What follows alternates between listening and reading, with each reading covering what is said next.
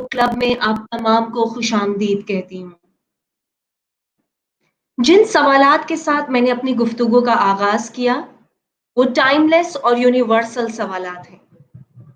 ये किताब इन सवालात के जवाबात की तलाश में जदीद तहकीक की बुनियाद पर कुछ वसी ख्यालात और गहरी सोच पेश करती है। ये किताब इन कदीम मजहबी और फलसफियाना हिकमतों को आज की modern scientific, philosophical, psychological, sociological और न्यूरो साइंस के साथ बहुत ही खूबसूरती के साथ लिंक करती है। आइए इस किताब के मुसन्निफ के बारे में कुछ जानने की कोशिश करते हैं, जिन्होंने इंसानी जिंदगी की इस कांस्टेंट स्ट्रगल को एक दिलकश अंदाज में पेश किया है। जॉनथन हाइड एक सोशल साइकोलॉजिस्ट हैं जो यूनिवर्सिटी ऑफ वर्जीनिया में साइकोलॉजी के टीचर हैं। इंसानी एहसासात और अखलाकियात को समझने के लिए उन्होंने कई तजर्बात भी सरअंजाम दिए हैं। द हैप्पीनेस हाइपोथेसिस के अलावा इनकी दो और किताबें जो बहुत मशहूर हुई, उनमें the righteous mind, why good people are divided by politics and religion, और the coddling of the American mind, how good intentions and bad ideas are setting up a generation for failure शामिल हैं। अपनी तहरीरों के जरिए height को खूब सराहा भी गया और उन्हें तनकीद का भी सामना करना पड़ा। फिर भी वो टॉप ग्लोबल थिंकर के नाम से मशहूर हुए। आज Jonathan hide world top 25 living psychologist में शुमार किए जाते हैं। आज इंस्पायर बुक क्लब में जॉनथन हाइड की किताब द हैप्पीनेस हाइपोथेसिस के हवाले से बातचीत करने के लिए हमारे साथ मौजूद है मिस्टर अजीज कबानी, जिनका ताल्लुक शोबा से है। इस वक्त वो एक कम्युनिटी इंस्टीट्यूशन में बहैसियत एग्जीक्यूटिव ऑफिसर अपनी खिदमात सर अंजाम दे रहे हैं। बहुत बहुत खुश आमदीद अजीज। Thank you. So let's move on to your favorite part of this book, कि आपके ख्याल में इस किताब की सबसे दिलचस्प बात क्या थी? किस चीज ने आपको सबसे ज्यादा मुतासिर किया? स्मिता, जैसा कि आप देख सकती हैं कि जो इस किताब के टाइटल पे भी है कि finding modern truth in ancient wisdom, तो ये किताब जो है जिंदगी के कुछ जो बड़े सवालात हैं और उनके हवाले से जो है वो सवालात जिनका आपने अपनी गुफ्तगू के आगाज में भी जिक्र किया, तो उन सवालात के हवाले से जो है वो उनके जो जवाबात हैं उनको जो है वो तलाश करती है।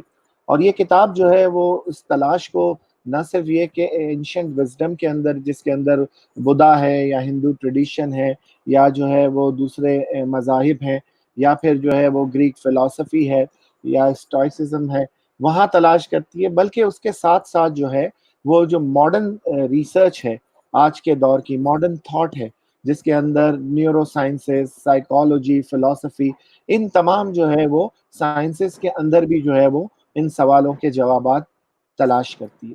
अब नतीजतन क्या होता है कि ये किताब आपको जो है वो एक बहुत ही ज़्यादा जो है वो बैलेंस पर्सपेक्टिव जो है देती है about the very important questions of life, या आपकी ज़िंदगी के जो बहुत अहम मामलात हैं उसके बारे में एक बड़ा बैलेंस पर्सपेक्टिव आपको इस किताब के ज़रिए मिलता है।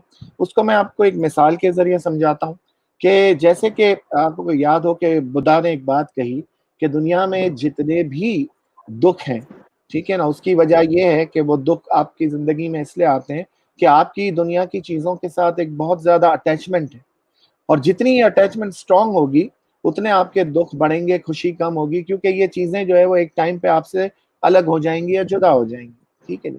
तो बुद्धा का कहना ये था कि आप जो है वो अपना पूरा फोकस जो करें वो अपने अंदर की लाइफ में, इनर लाइफ पे, अपनी अंदर की जिंदगी पे करें और बाहर की दुनिया से आप डिटैच हों, ठीक है। अब अगर आप देखें तो ये बात जो है वो इतनी सादा नहीं है, ठीक है ना, क्योंकि इंसान जो है वो सिर्फ एक फर्द नहीं है या एक इंडिविजुअल नहीं है, ठीक है, वो जो है वो पार्ट ऑफ द सोसाइटी या पार्ट ऑफ द कम्युनिटी भी है। तो जहाँ उसकी एक अपनी अंदर की दुनिया एक इंडिविजुअल की हैसियत से, और वहीं जो है वो उसकी एक बाहर की भी दुनिया है जहाँ वो नेचर के साथ, इन्वायरमेंट के साथ और दूसरे लोगों के साथ इंटरेक्ट करता है। तो जो कुछ बाहर की दुनिया में होता है, उससे आप बिल्कुल डिटैच नहीं हो सकते, उससे आप बिल्कुल लाताल्लुक नहीं हो सकते, और ये नहीं हो सकता कि बाहर की दुनिया में होने वाली चीज़ें आपकी ज़िंदगी के अंदर असरअंदाज ना हो। तो जोनाथन हाइड ने क्या किया है कि उसने मॉडर्न साइंस की बेसिकली खास तौर पे रिसर्च फाइंडिंग्स के ज़रिए जो है वो हमें ये समझाने की कोशिश की है कि किस तरह ये दोनों दुनियाएँ, हमारी अंदर की दुनिया और हमारी बाहर की दुनिया, हम पर असरअंदाज होती है। दूसरी अहम बात जो इस किताब के हवाले से है, वो ये है कि जो मुझे ज़्यादा इसमें अच्छी लगी कि इन्होंने बहुत ज़्यादा एम्पिरिकल रिसर्च के ऊपर इन्हिसार किया है, और उस एम्पिरिकल रिसर्च को यूज़ करते हुए और मॉडर्न न्यूरोलॉजी और साइकोलॉजी के अंदर जो रिसर्चेज़ हैं, उसको यूज़ करते हुए जो हमारे बहुत सारे जो है वो असम्पशन्स होते थे अबाउट मैनी क्वेश्चंस या मैनी इश्यूज़, उसको जो है वो इन्होंने बहुत अच्छी तरह मॉडिफाई किया है, और कहीं-कहीं चैलेंज भी किया है, और कहीं-कहीं हमें इन्होंने सरप्राइज़ भी किया है, कि जिसका हम आगे जाके ज़िक्र करेंगे कि जब ये हैप्पीनेस की बात करते हैं, तो किस तरह के लोग जो है वो अमूमन हैप्पी होते हैं।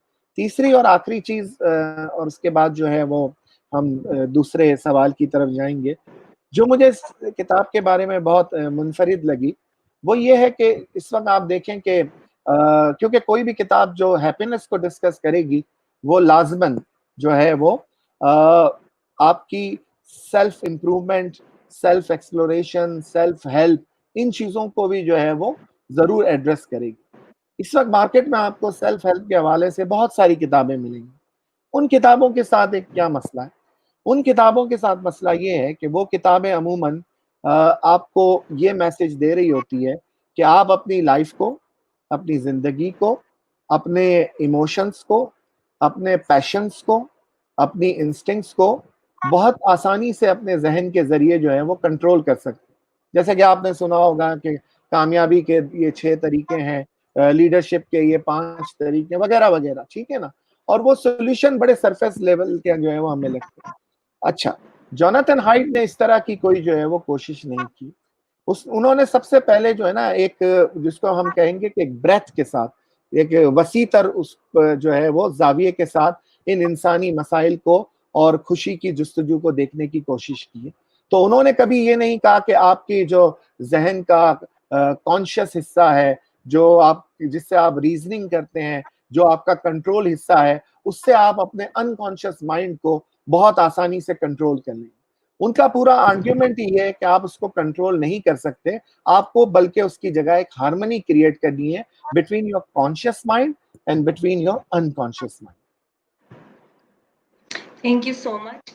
आपने बहुत अच्छे से इंसानी ज़िंदगी के जो बैलेंस पर्सपेक्टिव है उसके हवाले में शेयर किया। मेरा सवाल जो है वो अब इंसानी ज़िंदगी की कॉम्प्लेक्सिटी के हवाले से है कि हम तमाम इंसान एक रैशनल एजेंट हैं।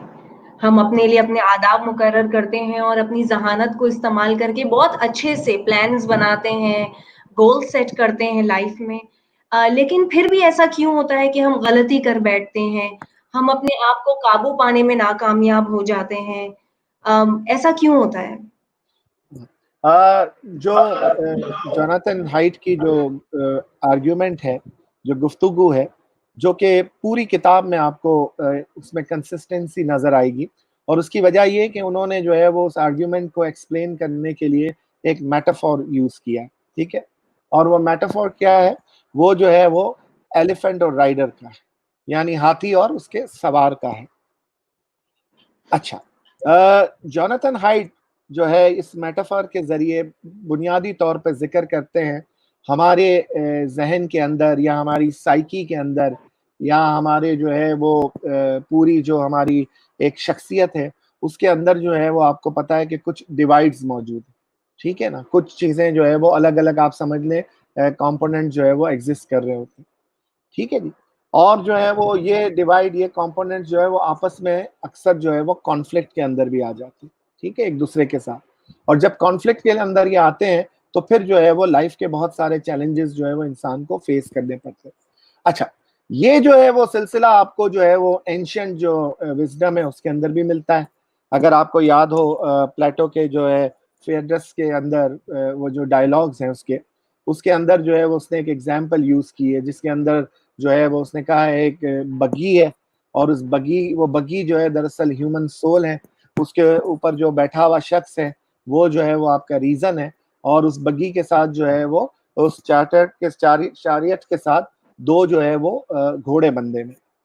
लेकिन इंटरेस्टिंगली ये दोनों घोड़े एक दूसरे के मुतजाद हैं। एक जो है वो बहुत अच्छी ब्रीड का यानी अच्छी नस्ल का घोड़ा है, ठीक है, और दूसरा जो है वो बहुत बुरी नस्ल का घोड़ा है। अच्छा, अब प्लाटो की मुराद अच्छी नस्ल के घोड़े से जो है वो आपके जो है वो जिसको आप कहेंगे गुड पैशंस, हैबिट्स, इंस्टिंक्ट्स, वो सारी चीजें हैं।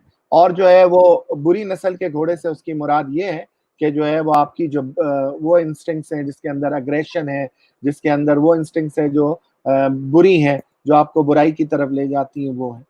अच्छा, अब अगर आप देखें कि एक बग्गी से अगर दो घोड़े बंधे हुए हैं और अगर वो दो मुखालिफ सिमत में चलना शुरू करेंगे, तो कभी भी जो है वो आप जो है वो आगे नहीं बढ़ सकते, वो बग्गी आगे नहीं बढ़ सकती, ठीक है। जो ह्यूमन सोल जो बग्गी है, जो चैरियट है, वो आगे नहीं बढ़ सकेगी।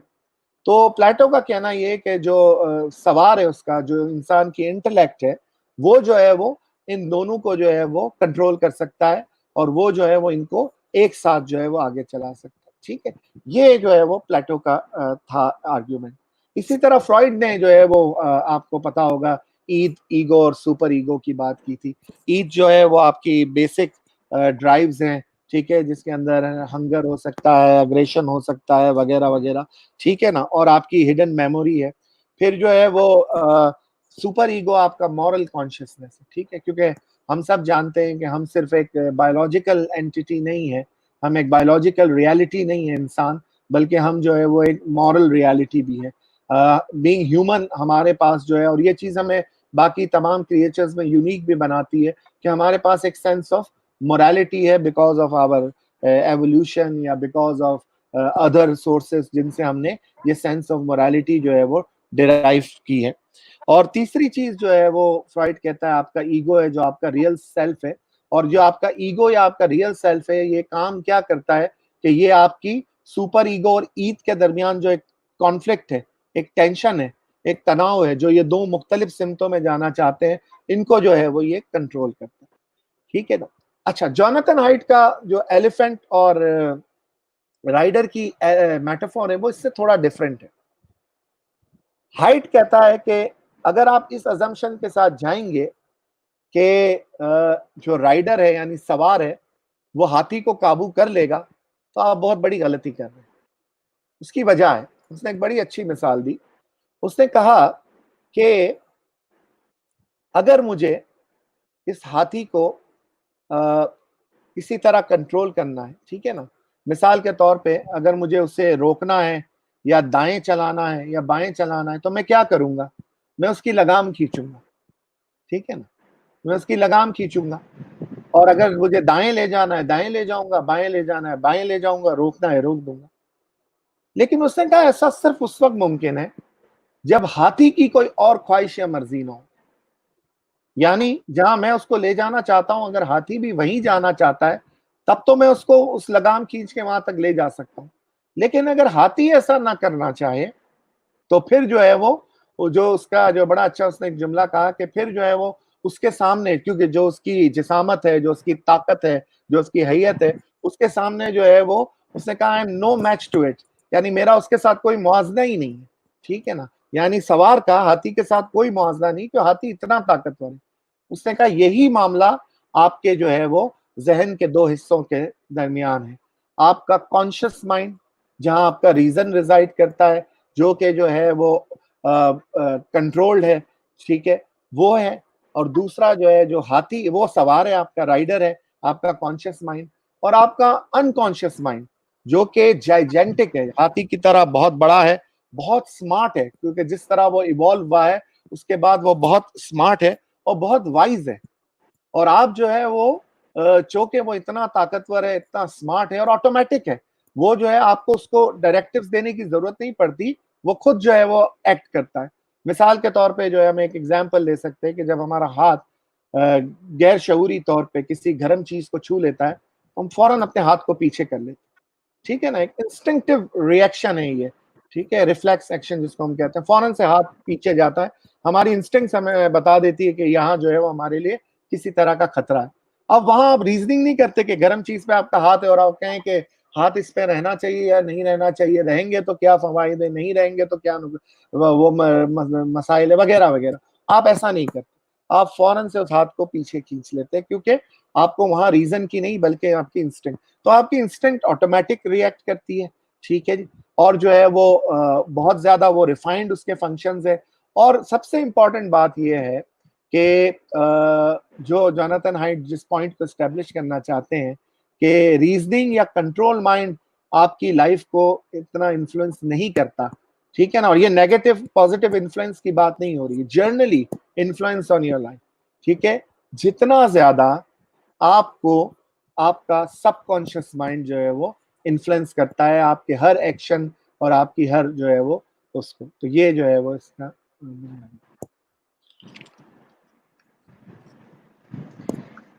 Thank you so much. एक चीज जो इस डिस्कशन से हमें समझ आई कि एक राइडर के लिए बहुत डिफिकल्ट है एलिफेंट को कंट्रोल करना, क्योंकि एलिफेंट बहुत बड़ा है, बहुत ह्यूज है और पावरफुल है।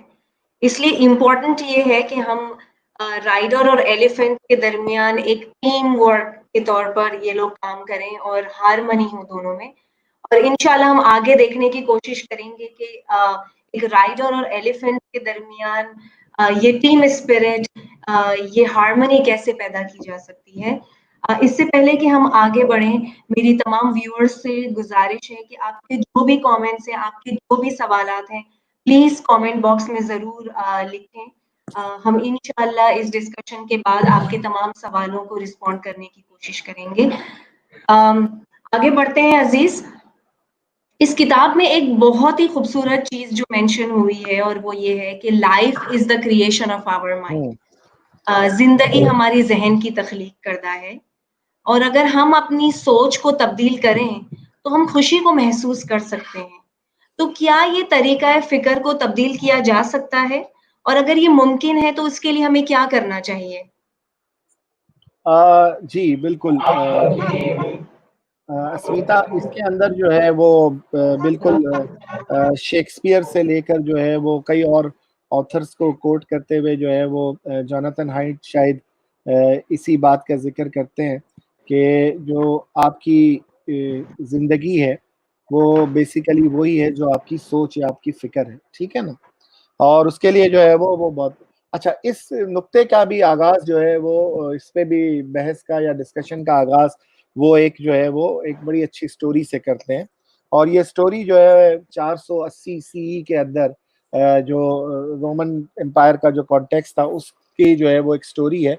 और एक शख्स होता था एनिसियस बोइथियस। एनिसियस बोइथियस जो है वो एक ऐसा शख्स था जिसने जो है वो अपनी ज़िंदगी में बड़ी तरक्की की। और जो है वो ना सिर्फ ये कि उसने बहुत अच्छी तरह एजुकेशन हासिल की, बल्कि जो है वो उसने पब्लिक लाइफ के अंदर भी बहुत तरक्की की। और जो है वो जो हाईएस्ट इलेक्टेड पोजीशन थी वो उसने अपने लिए हासिल की। उसने बहुत ज़्यादा वेल्थ और फॉर्च्यून हासिल की, बहुत उसने पैसा कमाया। He had a very good family. और जो है वो पॉलिटिक्स के अंदर वो बहुत एक्टिव था, जहाँ वो पावर को भी जो है वो एंजॉय करता था। और उसकी एक बड़ी अच्छी लाइफ थी, एक ऐसी लाइफ जिसको आप कहेंगे कि हर कोई ख्वाहिश करता है कि इस तरह की जो है वो लाइफ हो, या हर कोई शायद तमन्ना रखता है कि इस तरह की लाइफ। फिर क्या होता है कि जब वो और उसके बच्चे भी बड़े हो जाते हैं, वो भी बड़ी अच्छी एजुकेशन ले लेते हैं, वो भी वेल सेटल्ड हो जाते हैं, और उसकी फैमिली भी बड़ी खुशहाल है। एक पॉइंट पे जाके क्या होता है कि इस शख्स के ऊपर, यानी एनिस्कियस के ऊपर ये इल्ज़ाम लग जाता है कि उसने बादशाह के साथ गद्दारी की। और ये इल्ज़ाम लगने के बाद जो है वो होता ये है कि उसके साथ जो है वो जो उसकी सारी फॉर्च्यून होती है, दौलत होती है, उसका ओहदा होता है, वो सारी चीज़ें उससे छीन ली जाती हैं और उसे कैद में डाल दिया जाता है, जिला वतन कर दिया जाता है और उसे मौत की सज़ा सुना दी जाती है। अब कैद के अंदर जो है वो ये शख्स बड़ा परेशान है, ठीक है? क्योंकि ज़ाहिर है एक शख्स जिसने ज़िंदगी में बहुत ज़्यादा उरूज देखा हो, पावर देखी हो, वेल्थ देखी हो, गुड फॉर्च्यून देखा हो, एक अच्छा फैमिली देखी हो, उसके साथ ऑल ऑफ सडन इस तरह हो जाए कि उसे बिल्कुल दूर एक जजीरे में फेंक दिया जाए, सबसे अलग कर दिया जाए, सारी चीजें उससे उसकी छीन ली जाए, तो जाहिर है इंसान जो है वो अपने आप को बहुत पस्ती की तरफ जाता हुआ फील करता है। यही कुछ जो है वो एनिसियस के साथ होता है, और वो जो है वो अपनी किस्मत को कोसने लगता है। वो कहता है कि जो किस्मत की जो गॉडेस है वो मुझसे रूठ गई है, उसने मेरे साथ अच्छा नहीं किया है, और जो है वो जस्टिस सिस्टम को वो कोसता है कि जो है वो ये वो है, और वो अपनी लाइफ को बिल्कुल जो है ना वो आप समझ लें कि बिल्कुल बेमकसद और बेमायनी सा समझने लगता है। अब होता ये है कि एक रात जो है लेडी फिलॉसफी उसके पास आती है, ठीक है ना, इसी कहानी का एक किरदार है। और लेडी फिलॉसफी जो है वो नापसंदीदगी का इजहार करती है, क्योंकि बुनियादी तौर पे ये बंदा फलसफे के शोबे से वाबस्ता होता है।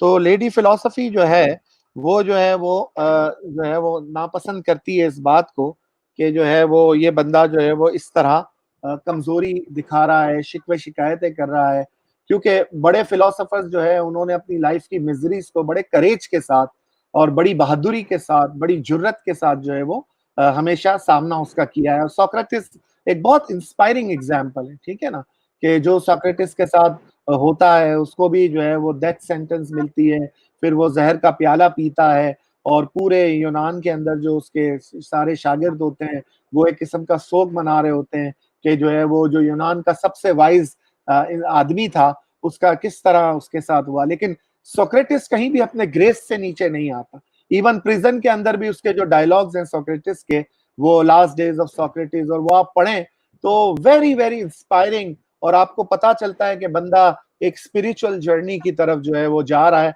और he is very calm compose and all that. तो वो lady philosophy is bit upset with this guy कि भाई एनसीएस के साथ कि भाई आप ये क्या कमजोरी दिखा रहे हैं, और आप जो है वो करेज के साथ और ग्रेस के साथ क्यों सिचुएशन को नहीं फेस कर रहे। तो उसके बाद जो है वो वहां से जो है वो एक शिफ्ट आता है, और वो शिफ्ट ये आता है कि लेडी फिलॉसफी जो है वो उसकी जो लाइफ को देखने का पर्सपेक्टिव है, जिस लेंस से वो जिंदगी को देख रहा था, जो नाउमीदी, पस्ती, नाकामी, तकालीफ उन पर मबनी थी, वो उस पर्सपेक्टिव को चेंज करना शुरू करती। तो वो फॉर एग्जाम्पल उसे कहती है कि यार तुम किस्मत पे रो रहे हो, किस्मत ने किसके साथ वफा की, ठीक है ना, अच्छे हालात में जिंदगी में किसके साथ वफा की, वो तो कभी साथ रहने वाले नहीं थे।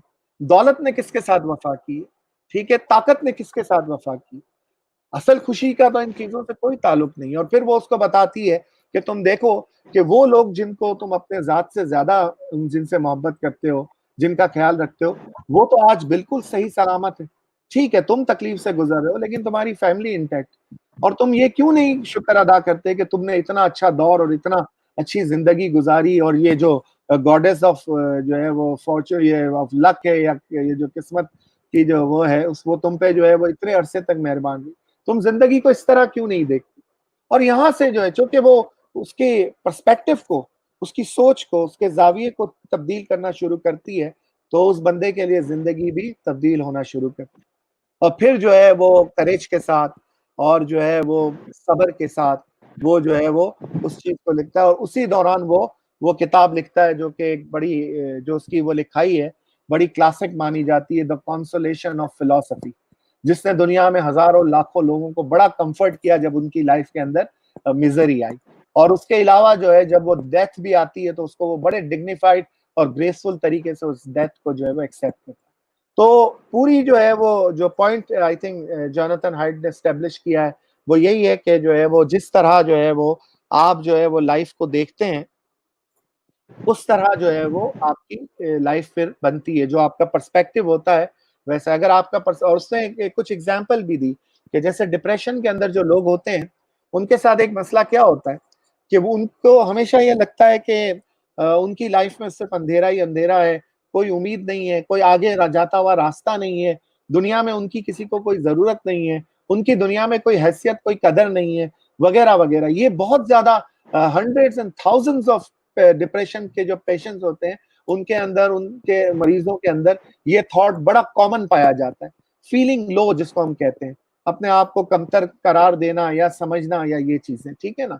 और ये हमारी जिंदगी में ये मौके बार बार आते रहते हैं, जब कभी कोई नाकामी आती है, कोई ट्रॉमा आता है, कोई मिजरी आती है। अभी आप कोविड की एग्जाम्पल ले लें कि बहुत सारे लोग इस कोविड की वजह से जो है वो नफ्सियाती मसाइल का भी शिकार हो रहे हैं। और वन ऑफ द रीजन इसके फियर है, तो लोगों को लग रहा है कि नहीं यार जिंदगी अब यहाँ खत्म हो जाएगी और अब कुछ भी नहीं हो सकता, वगैरह वगैरह वगैरह। तो जब इस तरह के हालात आते हैं तो ये चीजें जो है वो कॉमन होती है कि लोग इस तरह सोचते। तो जोनाथन हाइट का कहना ये है कि जो है वो अगर आप जिंदगी में हैप्पीनेस को हासिल करना चाहते हैं तो आपको अपने आप को इस हालात से जो है वो बाहर निकालना पड़ेगा। लेकिन उसके लिए कुछ हिंडरेंसेस है जिसका वो जिक्र करता है, जिसको मैं क्विकली कवर करूंगा। और फिर वो कहता है जब आपकी जिंदगी में आप लो फील करते हैं और आपको ऐसा लगता है कि आपका लाइफ का पर्सपेक्टिव अब बहुत डार्क या नेगेटिव होता जा रहा है, जिसकी वजह से आपकी जिंदगी डार्क और नेगेटिव होती जा रही है, तो फिर जो है वो आपको क्या करना चाहिए, वो उस हवाले से भी कुछ मशवरे देता है जो बड़े दिलचस्प है। लेकिन पहले वो बताता है कि क्या चीजें हैं जो इंसान की सोच को पॉजिटिव पर्सपेक्टिव की तरफ नहीं जाने देती। उसके अंदर सबसे पहले जिस चीज का वो जिक्र करता है वो लाइकोमीटर है। तो जोनाथन हाइट कहता है कि इंसान के अंदर ना एक लाइकोमीटर फिक्स है, लगा हुआ है, ठीक है नहीं। और जब आप कोई चीज देखते हो तो आपको उसके बारे में सोचना नहीं पड़ता, फितरी तौर पे आपको वो चीज पसंद आ जाती है। आपने कोई अच्छी पेंटिंग देखी, आपको पसंद आ गया। कोई आपने अच्छा ड्रेस देखा, आपको पसंद आ गया।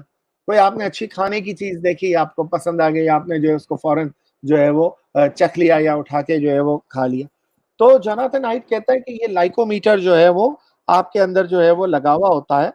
और जो है वो नेचुरली आप जो है वो कुछ चीजों को जो है वो लाइक करते हैं और कुछ चीजों को डिसलाइक करते हैं। अब इस लाइकोमीटर का एक नेगेटिव एस्पेक्ट भी, ठीक है ना। वो नेगेटिव एस्पेक्ट क्या है, इसके प्रोज और कॉन्स दोनों हैं। और प्रोज एंड कॉन्स क्या है कि जो है वो कभी कभी आप जो है ना कुछ ऐसी चीजों के लिए पसंदीदगी या नापसंदीदगी के मयार तय कर लेते हैं जो कि जो है वो आपके हक में बेहतर जो है वो नहीं होती, ठीक है ना। तो यानी आपका किसी ऐसी चीज की तरफ अट्रैक्ट हो जाना, ठीक है ना, उसको पसंद कर लेना और उसको जो है वो या तो शिद्दत के साथ इस्तेमाल कर लेना या उस पे जो है बहुत ज्यादा वक्त सर्व कर देना, वो चीज जो है वो आपको जो है वो तो वो कहता है कि ये लाइकोमीटर जो है इसको भी जो है, और ये बहुत वो है जिसको इस आउट ऑफ योर पैशन, इस आउट ऑफ योर इंस्टिंक्ट्स, ठीक है ना, इसमें रीजनिंग नहीं होती। ठीक है, अगर किसी शख्स को जो है वो एक खास रंग पसंद है और उस रंग की कोई चीज है और उसने वो उठा ली, तो वो उसके अंदर बहुत ज्यादा दलीलें देने के लिए नहीं जाता, ठीक है ना, उसको पसंद है तो पसंद है, उसने जो है वो चीज ले ली। तो उसका कहना ये है कि ये लाइकोमीटर कभी कभी आपकी लाइफ के अंदर एक जो है वो नेगेटिव इम्पैक्ट जो है वो क्रिएट कर सकता है। तो इसके लिए जो है वो आपको हमेशा अलर्ट रहना चाहिए, ये आपकी हैप्पीनेस के लेवल को रिड्यूस कर सकता है। दूसरी चीज जो उसने कहा, वो उसने कहा कि हमारे अंदर एक नेगेटिविटी बायस है। अब नेगेटिविटी बायस क्या है, ये एक दिलचस्प चीज है, इसको समझना चाहिए। सिंपल वर्ड्स में वो ये है कि bad is stronger than good. कि जब आपकी जिंदगी में कोई बुरी चीज होती है ना, तो उसका रिस्पॉन्स या उस बुरी चीज को आप जिस तरह रिस्पॉन्ड करते हो, वो रिस्पॉन्स जो है किसी अच्छी चीज से जो है वो बहुत ज्यादा होता है। यानी इन दूसरे लफ्जों में आपकी जिंदगी में होने वाली किसी अच्छी चीज से जितनी आपको खुशी होती है, उससे कई ज्यादा परेशानी आपको होती है जब आपकी चीज में, आपकी जिंदगी में कोई बुरी चीज हो जाए। जैसे उसने एक मिसाल दी कि आपको 5 अच्छे काम करने पड़ते हैं एक बुरे काम को कंपनसेट करने के लिए। यानी एक बुरे काम का कफारा अदा करने के लिए आपको 5 जो है वो अच्छे काम जो है वो करने पड़ते हैं। जो एक शेर है कि लम्हों की खता की सदियों में सजा पाई, कि जो है वो छोटी सी भी गलती हो तो उस गलती को कवर करने के लिए आपको बहुत सारा जो है वो अच्छा काम करना पड़ता है। और उसने जो है एक और एग्जाम्पल दी, वो उसने बड़ी अगेन दिलचस्प मिसाल दी।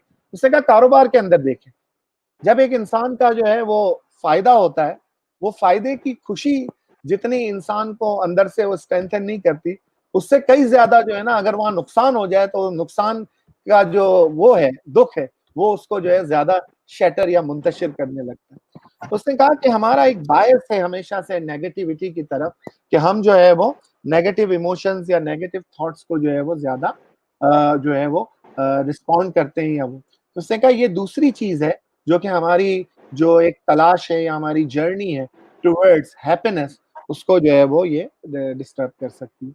फिर जो है वो आगे उसने एक और चीज़ की बात कही जो कि अगेन बड़ी इंटरेस्टिंग बात है, उसको भी समझना ज़रूरी है। उसने कहा कि कॉर्टिकल लॉटरी की उसने बात की, ये एक बड़ा अच्छा कॉन्सेप्ट है। ये कॉन्सेप्ट बुनियादी तौर पे ये है कि किसी भी इंसान के अंदर हैप्पीनेस का जो बेसिक लेवल होता है ना, जो उसका बेसलाइन है ऑफ हैप्पीनेस, वो एनवायरनमेंट से नहीं एक्वायर किया जाता, दैट इज जेनेटिक। ठीक, अब ये बड़ी दिलचस्प बात है कि अगर आपकी बेसलाइन या बेसिक लेवल जो है अगर जेनेटिक है, हेरिडेटरी है, तो फिर जो है वो खुशी की तलाश की क्या वजह या क्या मंतक जो है वो रह जाती है। तो उस पर जो है वो जोनाथन हाइट ने जो है वो कहा, और इसके अलावा जो पॉजिटिव साइकोलॉजी के अंदर और जो है वो साइकोलॉजी के अंदर जो रिसर्च है बहुत सारी, उसमें से भी हमें ये पता चलता है उन रिसर्च के नताइज के ज़रिए भी कि जब आप मिसाल के तौर पे कोई अच्छा काम करते हैं, ठीक है ना?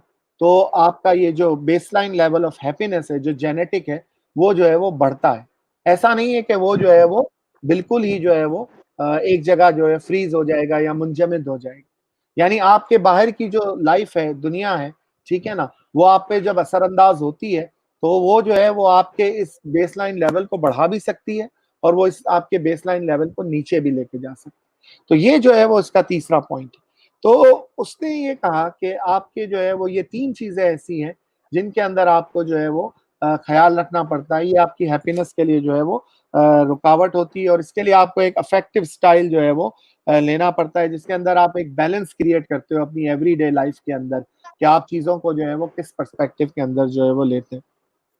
अच्छा, अब उसके बाद उसने 3 और तरीके बताए कि वो 3 तरीके वो हैं जो आपकी हैप्पीनेस को इंक्रीज़ करने में आपकी जो है वो मदद देते हैं, या आपकी जो हैप्पी लाइफ़ की तरफ आपकी एक जर्नी है या आपकी एक ख़्वाहिश है कि आप हैप्पी लाइफ़ की तरफ जाएँ, उसके अंदर वो आपको हेल्प करती है।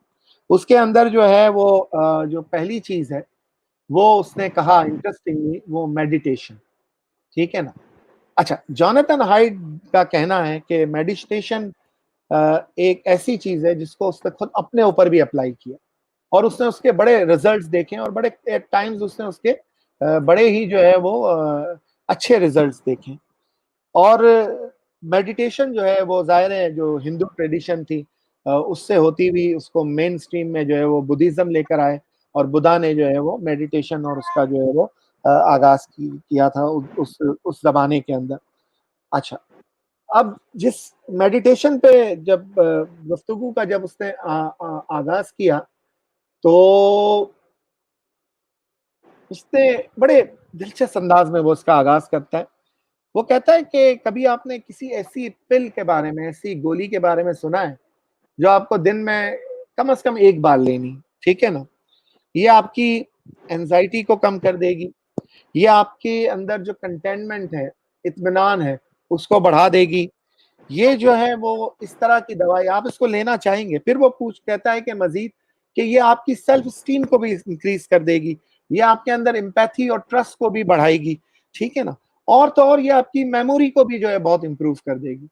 और सबसे अच्छी बात ये है कि इसके कोई साइड इफ़ेक्ट नहीं है और ये फ्री ऑफ कॉस्ट है। और फिर वो कहता है कि ऐसी अब आप इसको लेना चाहेंगे ये इस गोली को या इस पिल को? And then interestingly he says कि ऐसी गोली एग्ज़िस्ट करती है और वो मेडिटेशन, ठीक है ना?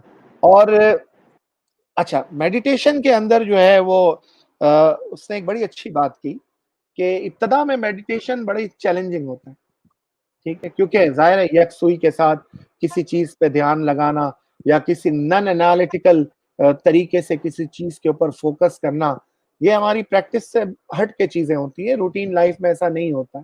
तो हम जो है वो इस तरह जो है वो नहीं कर पाते। तो ये शुरू में बड़ी मुश्किल होती है, लेकिन उसने कहा इस मुश्किल का भी एक फ़ायदा है। वो फ़ायदा ये है कि जो शख्स ये कर रहा होता है मेडिटेशन, उसके अंदर जो है ना बड़ी ह्यूमिलिटी आती है, ठीक है ना? ह्यूमिलिटी आती है और उसको जो है वो ह्यूमिलिटी जो है उसे ये एहसास होता है कि वाक़ई जो है वो मैं जिस तरह लाइफ को देख रहा था, ज़िंदगी जो है वो उस तरह नहीं है, ठीक है ना? और उसका पर्सपेक्टिव लाइफ की तरफ, रियलिटी की तरफ और जो है वो हम्बल होता जाता है। और ये ह्यूमिलिटी उसका जो है पहला स्टेप होता है टुवर्ड्स हैप्पीनेस, ठीक है ना? क्योंकि जब वो हम्बल होता है, तो उसके जो बहुत सारे उसके ज़हन में मफ़रूज़े होते हैं, वो उससे उसका ज़हन फिर लिबरेट होना शुरू होता है, ठीक है ना? और उसकी खुशी में इज़ाफ़ा होता है, उसने अपने आप को जिन चीज़ों में जकड़ रखा होता है, वो चीज़ें हटती जाती है और उसकी खुशी के अंदर इज़ाफ़ा। तो जिस तरह हमारे जो है यहाँ भी ये चीज़ कही जाती है ना कि जो स्पिरिचुअल जर्नी है, स्पिरिचुअल एनलाइटनमेंट के लिए जो हमारी तलाश है, ठीक है ना? उसके अंदर जो है वो तलाश में बैठना, उस सफ़र का आगाज़ करना, वो जर्नी इटसेल्फ एक बहुत बड़ी ब्लेसिंग है। वो जर्नी इटसेल्फ एक बहुत बड़ी कामयाबी है। क्योंकि the moment you start it and you start getting the good result of it, ठीक है ना? तो इसीलिए जो है वो हम कहते हैं कि जो है at the end of the day there is no failure in meditation. तो बकौल जोनाथन हाइट के meditation is the one of the most effective strategy. उसके बाद उसने दो चीजों का जिक्र किया, उसको हम क्विकली कवर करते हैं, then we will proceed to the next question. अच्छा, उसके अंदर जो है वो जोनाथन हाइट कहता है कि दूसरी चीज जो है वो कॉग्निटिव थेरेपी है, ठीक है ना? अच्छा, वो कहता है हैप्पीनेस के लिए या डिप्रेशन से, एंजाइटी से और इस तरह की मनफी सोच से बाहर आने के लिए जो ईस्टर्न तरीका है वो मेडिटेशन है, और जो वेस्टर्न तरीका है उसमें दो चीजें हैं। एक जो है वो आपका कॉग्निटिव थेरेपी है, और जो है वो दूसरा जो है वो आपका मेडिसिन है, जो ड्रग्स आपको देते हैं, जो एंटी डिप्रेशन या एंटी एंजाइटी जो ड्रग्स होते हैं वो आपको जो है वो दिए जाते हैं। और उसका कहना है कि ये दो जो है वो वेस्टर्न तरीके हैं जिसके जरिए हम एंजाइटी या उसको जो है वो कंट्रोल करते हैं और हैप्पीनेस की तरफ जाते हैं। अच्छा, कॉग्निटिव थेरेपी वेरी सिंपल वही है जो लेडी फिलॉसफी ने जो है वो जो तरीका इख्तियार किया था कि इंडिविजुअल की लाइफ का पर्सपेक्टिव आप चेंज करना, and the moment you start changing perspective, ठीक है, तो फिर जो है वो उसके अच्छे रिजल्ट आना शुरू होते हैं, हैप्पीनेस का लेवल बढ़ना शुरू होता है इंसान के अंदर, उसको इत्मीनान मिलता है। और दूसरी चीज उसने जो SSRI जो ड्रग्स है उसमें उसने एक खास ड्रग का जिक्र किया, क्योंकि उसने खुद वो ड्रग ली थी, प्रोजेक का जिक्र किया।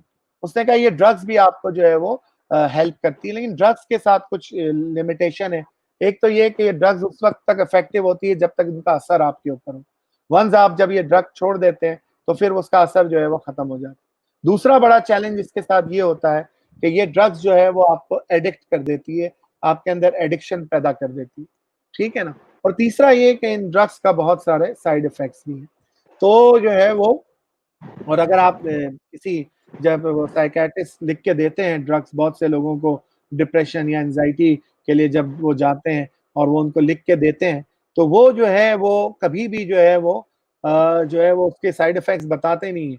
क्योंकि अगर आप साइड इफेक्ट्स बता दें तो कोई भी वो ड्रग लेगा, वो कहेगा कि यार इसको तो ना लेना बेहतर है बजाय इसके कि मैं लूँ।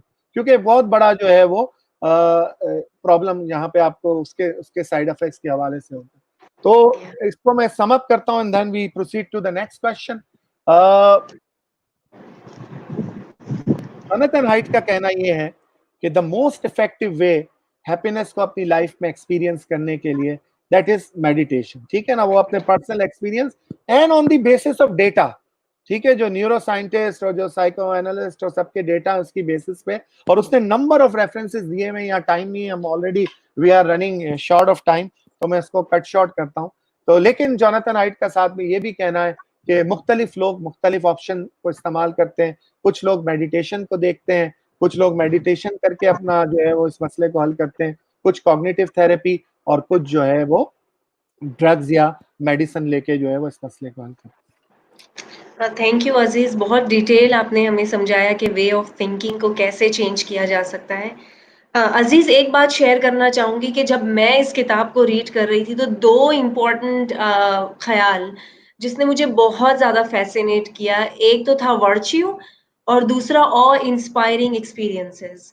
तो ये किताब वर्च्यू के हवाले से क्या बात करती है, उसे कैसे डिफाइन करती है, और इसके अलावा ये जो ऑ इंस्पायरिंग एक्सपीरियंसेस होते हैं, इससे फैजान हासिल करने के लिए मजहब का क्या किरदार है, and what about those people जो कि किसी मजहब से ताल्लुक नहीं रखते, क्या वो इन एक्सपीरियंसेस को महसूस कर सकते हैं या नहीं?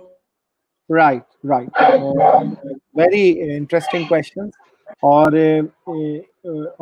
टू बी वेरी ऑनेस्ट, मुझे भी जो सारे चैप्टर्स मैं रीड कर रहा था उनमें एक चैप्टर जो मुझे बड़ा फैसिनेटिंग लगा, वो जो है वो यही वर्च्यू वाला लगा, क्योंकि इसके अंदर जो है वो ये is one of the chapters जिसके अंदर आपको ancient wisdom, modern philosophy, Greek philosophy और मॉडर्न साइकोलॉजी और जो है वो न्यूरो साइंसेस, इन सब का कॉम्बिनेशन मिलता है। तो जब ये चैप्टर आप पढ़ते हैं ना, तो आपको लगता है कि होलिस्टिकली एक पर्सपेक्टिव आपको जो है वो मिल रहा है। तो this is undoubtedly I think one of the most interesting जो है वो चैप्टर है। इसके अंदर जोनाथन हाइट का प्रॉब्लम क्या है? जोनाथन हाइट का वही प्रॉब्लम है बुनियादी तौर पे जो एलिस्टेयर मैकलेंटायर का जो है वो प्रॉब्लम है, जिसने वो बड़ी अच्छी किताब लिखी आफ्टर वर्च्यू। ठीक है ना? अच्छा, और उसके अंदर जो है वो प्रॉब्लम पे हम बाद में आते हैं, लेकिन उसकी बुनियादी बात ये थी कि जब आप मोरालिटी जो है वो अभी मैं एक लाइन पे इस पे बात करता हूँ, फिर मैं इसकी थोड़ी आगे वजाहत करूंगा कि जो मोरालिटी है उसको जो है वो आप कभी भी सिर्फ रीजन के साथ नहीं समझ या इम्प्लीमेंट कर सकते। ठीक है ना? इट्स अ वेरी इंटरेस्टिंग जो है वो आर्ग्यूमेंट, क्योंकि आपके बहुत सारे जो है मॉरल एक्शंस और मॉरल रिस्पॉन्सेज जो होते हैं ना, वो हाईली इमोशनल होते हैं। ठीक? मिसाल के तौर पे जो है, अगर आपने एक सफरिंग देखी है अपनी लाइफ में और आप किसी और को उस सफरिंग के अंदर देखते हैं, ठीक है ना, तो आपका एक मॉरल एक्शन ये होता है कि आप उस शख्स को प्रोटेक्ट करने की कोशिश करते हैं। और यहाँ पे जो चीज आपको डोमिनेट कर रही होती है, that is not your reason, but जो है वो ऑल्सो योर इमोशंस। और इमोशंस चूंकि वो पैशनेट होता है, वो इज लाइक अ फायर, जो एकदम से लग जाती है आग, वो स्लो नहीं है। ठीक है ना? वो ऑटोमेटिक है, इंस्टिंक्टिव है, फौरी रिस्पॉन्स करने वाला है। तो इमोशन की पावर भी बहुत ज्यादा है। तो आपके बहुत सारे एक्शंस जो है they are basically driven by emotion. तो मैकलेंटायर ने जो है वो वहां उसका सॉरी जोनाथन हाइट का ये जो है वो एक फंडामेंटल जो है वो डिसएग्रीमेंट है विद द मॉडर्न फिलोसफी। क्योंकि मॉडर्न फिलोसफी, चाहे वो यूटिलिटेरियनिज्म हो, चाहे वो कांटियन एथिक्स हो, वो जो है वो उसको रीजन की डोमेन के अंदर ले जाता है। यूटिलिटेरियनिज्म कहता है कि जी मोरालिटी को समझना है तो आप अपने रीजन से कैलकुलेट करें, ये जो है कि एक चीज, एक एक्शन जो है वो उसको मैक्सिमम लोगों को फायदा पहुंचा सकता है या नहीं। तो जो मैक्सिमम गुड क्रिएट करेगा, जनरेट करेगा, that action will be a moral action. इसी तरह कांट ने जो है वो यूनिवर्सलाइजेशन की बात की। और मैकलेंटायर का जो डिसएग्रीमेंट है वो यही है कि आप एक स्पेसिफिक ट्रेडिशन में से मोरालिटी को निकाल के उसको जब यूनिवर्सलाइज कर लेते हो, आप उसको जो है वो कहते हो कि इसको आप रीजन से डिराइव करें, तो आप जो है उसको बहुत वीक कर देते हो। क्योंकि जिन ट्रेडिशंस के अंदर वो रूटेड था, वहां बहुत स्ट्रांगली जो है वो रूटेड था वो मॉरल मॉडल जो है वो। तो इस चैप्टर का आगाज भी जो है वो उसने किया है। मैं थोड़ा सा वर्च्यू को एक्सप्लेन करूंगा और फिर हम आगे चलेंगे और इस पे बात करेंगे। और जो आपके दो बहुत इंपॉर्टेंट सवाल हैं, एक जो है वो स्पिरिचुअलिटी और डिविनिटी के हवाले से आपने बात की थी, और एक रिलीजन के हवाले, हम उस पर जो है वो बात करेंगे। तो वर्च्यू को वो कहता है कि वर्च्यू से मुराद ये नहीं है कि आप अपराइट जो है वो हो और बिल्कुल हर तरह के प्लेजर को जो है वो डिनाई कर दें, उसको हेट करना शुरू कर दें, आप अपने इमोशंस को जो है वो जबरदस्ती काबू करना चाहें, वगैरह वगैरह। उसने कहा वर्च्यू ये नहीं है। उसने कहा एरिस्टोटल ने कभी हमें नहीं कहा कि आप जो है वो वाइन ना पिए या फला एक्शन ना करें या ये ना करें। ठीक है ना? जो एरिस्टोटलियन एथिक्स थे, यूडेमोनिया, उसके अंदर अगर आप देखते हैं तो वर्च्यू को जिस तरह डिफाइन किया गया, बड़ा इंटरेस्टिंग तरीके से जो है वो डिफाइन किया गया। ठीक है? ऑरेट जो है वो एक वर्ड इसके लिए ग्रीक के अंदर यूज किया गया है, जिसका मतलब है एक्सीलेंस या गुडनेस। ठीक है? इसका मतलब ये, यानी cultivating your own excellence and goodness. ठीक है जी? तो जो काम आप करते हैं उसको जो है वो to the best of your ability करें, बहुत एहसन तरीके से करें। ठीक है ना? तो उर्दू का ये वर्ड बहुत अच्छा है कि किसी काम को बहुत एहसन तरीके से करना, यानी बहुत अच्छे तरीके से आप उस काम को करें, दैट इज वर्च्यू। ठीक है ना? वर्च्यू नहीं है कि आप, ये नहीं है कि आप फला एक्शन ना करें या फला एक्शन, आप वो काम करें जो एक बहुत अच्छी तरीके से आप उस काम को करें। और होना ये चाहिए कि an activity of soul in conformity with excellence और वर्च्यू। ठीक है ना? दिस इज हाउ हैप्पीनेस को उसने डिफाइन किया है एरिस्टोटल ने, ठीक है। हैप्पीनेस को एरिस्टोटल ने इस तरह डिफाइन किया है, जो मैंने अभी लफ्ज कहा यूडेमोनिया, कि आपकी जो एक्टिविटी ऑफ सोल है हैप्पीनेस दरअसल, ठीक है, और वो एक्टिविटी क्या है कि आपकी कंफर्मिटी है विद एक्सीलेंस या वर्च्यू के साथ। तो ये जो है वो उसको इसने इस तरह जो है वो वर्च्यू को जो है वो डिफाइन किया। तो जोनाथन हाइट का कहना ये है कि जब तक ये वर्च्यूज आपकी लाइफ का हिस्सा नहीं बनेंगे, ठीक है ना, किसी चीज को बुरा कह लेना या समझ लेना या लॉजिक के जरिए बुरा करार दे देना काफी नहीं होता, ठीक है ना, बल्कि उसका राइट एक्शंस के अंदर ट्रांसलेट होना होता, ठीक है। उन और जब एक्शन में ट्रांसलेट होने के लिए, जैसे कि एरिस्टोटल ने कहा था, जिसको मैक्लेंटाइन ने रीइंफोर्स किया था, कि आपको जो है वो उसको अपनी हैबिट बनानी होती, और इसीलिए उसने जो ये चैप्टर का आगाज किया है, वो बेंजामिन फ्रैंकलिन जो फादर ऑफ यूनाइटेड स्टेट है, तो उसके फाउंडिंग फादर है, उसके बाद जो है वो हवाले से उसकी पूरी लाइफ स्टोरी से किया है कि किस तरह उसने इतनी बड़ी सक्सेस हासिल की, उसने अमेरिका जैसा मुल्क बनाया, उसने डिप्लोमेटिकली फ्रांस को जो है वो ऑन बोर्ड लिया, वगैरह वगैरह, वो सारी चीजें जो है वो उसने उस पर बात की है। और उसके साथ जो है वो उसने कहा है कि उसकी क्या वजह थी कामयाबी की, तो उसने कहा कि वर्च्यू, उसने इन वर्च्यूज को, इन अच्छी सिफात को, चाहे वो जस्टिस है, जेनरोसिटी है, जो सारी चीजें हैं, उसको अपनी लाइफ का जो एक फंडामेंटल उसने हिस्सा बनाया, विजडम है, करेज है, इन सारी चीजों को उसको अपनी आदत का हिस्सा बनाया। तो दैट वाज हिज आर्गुमेंट। अब आपके उस सवाल की तरफ आते हैं। 3 तरह के एथिक्स की उसने बात की है। सबसे पहले एथिक ऑफ ऑटोनॉमी की उसने बात की है, ठीक है। What is ethic of autonomy, उस पर हम थोड़ी सी बात कर लेते हैं। एथिक ऑफ ऑटोनॉमी दरअसल एक इंडिविजुअल के जो राइट्स हैं, ठीक है, या एक इंडिविजुअल के जो भी जो है वो सोसाइटी में एक पोजीशन है, उसको प्रोटेक्ट करती है, ताकि वो इंडिविजुअल, वो फर्द जो है वो बआसानी अपने तमाम जो है वो जो गोल्स हैं, जो उसकी लाइफ की जो डिजायर्स हैं, जो उसकी लाइफ में वो हासिल करना चाहता है, उन चीजों को हासिल कर सकता है। फिर दूसरे जो है वो है ethic of community. Ethic of community जो है वो कम्युनिटी, अब कम्युनिटी के अंदर फैमिली भी हो सकती है, कम्युनिटी के अंदर जो है वो आपकी अपनी कोई भी कम्युनिटी, चाहे एथनिक कम्युनिटी भी हो सकती है, रिलीजियस कम्युनिटी भी हो सकती है, आप जिस इदारे में काम कर सकते हैं वो भी एक कम्युनिटी हो सकती है, आपके जो है वो बिजनेस सर्कल की कम्युनिटी हो सकती है, आपकी सोशल सर्कल की कम्युनिटी हो सकती है, कोई भी कम्युनिटी जहाँ लोग मिलकर रहते हो। तो कम्युनिटी एथिक्स जो है वो कम्युनिटी की इंटेग्रिटी को हमेशा प्रोटेक्ट करेगा, और इंटेग्रिटी को प्रोटेक्ट करने के लिए वो इंडिविजुअल को सर्टेन एक्शंस के लिए ओब्लाइज करेगा कि आपको इस कम्युनिटी को इंटीग्रेटेड रखने के लिए, ताकि कम्युनिटी जो है वो डिसमेंटल ना हो, मुंतशिर ना हो, आपको ये एक्शंस करना जो है वो बहुत ज्यादा जरूरी है। तो वहां पे जो है वो कॉमन जो है वो बिलीव्स और कॉमन प्रैक्टिसेस और कॉमन वर्च्यूज या कॉमन जो है वो एथिक्स को आप प्रैक्टिस करते हैं। थर्ड, कम्युनिटी ऑफ डिविनिटी, ठीक है जी।